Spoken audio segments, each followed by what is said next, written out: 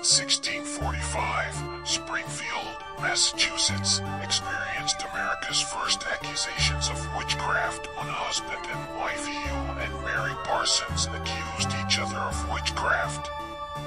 At America's first witch trial, Hugh was found innocent, while Mary was acquitted of witchcraft but sentenced to be hanged for the death of her child. She died in prison. From 1645 to 1663, about 80 people throughout England's Massachusetts Bay Colony were accused of practicing witchcraft. 13 women and 2 men were executed in a witch hunt that lasted throughout New England from 1645 to 1663. The Salem witch trials followed in 1692 to 93. These witch trials were the most famous in British North America and took place in the coastal settlements near Salem, Massachusetts. Prior to the witch trials, nearly 300 men and women had been suspected of partaking in witchcraft, and 19 of these people were hanged, and 1 was pressed to death.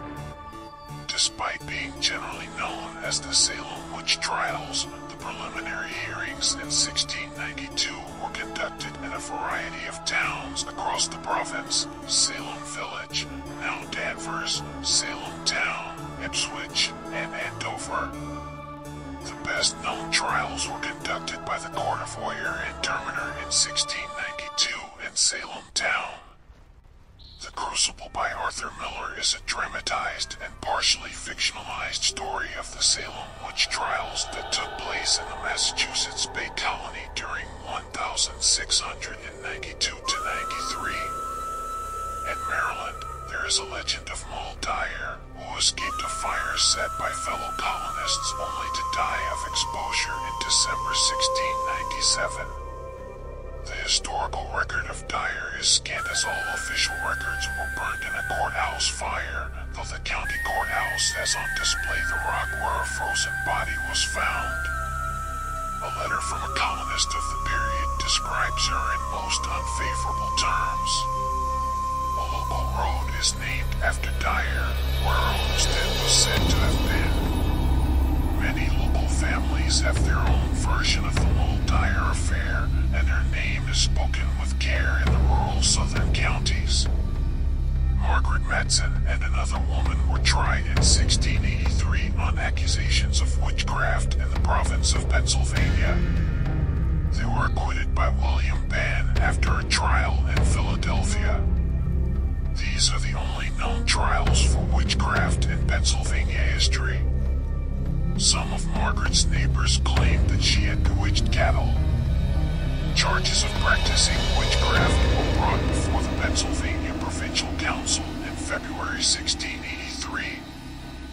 This occurred 19 years after the Swedish territory became a British common law colony and subject to English Witchcraft Act 1604. Accused by several neighbors, as well as her own daughter-in-law, Matson's alleged crimes included making threats against neighbors, causing cows to give little milk, bewitching and killing livestock, and appearing to witnesses in spectral form. Found guilty of having the reputation of a witch, but not guilty of bewitching animals. Neither woman was convicted of witchcraft. Hence, the superstitious got enough to have their thinking affirmed. Those less superstitious and just as minded got what they wanted. The accused were released on their husbands, boasting recognizance bonds of 50 pounds and promising 6 months good behavior. A popular legend tells of William Penn dismissing the charges against Matson by affirming her legal right to fly on a broomstick over Philadelphia, saying, "Well, I know of no law against it." The record fails to show any such commentary, but the story probably reflects popular views of Penn's socially progressive Quaker values. Accusations of witchcraft and wizardry led to the prosecution of a man in Tennessee as recently as 1833.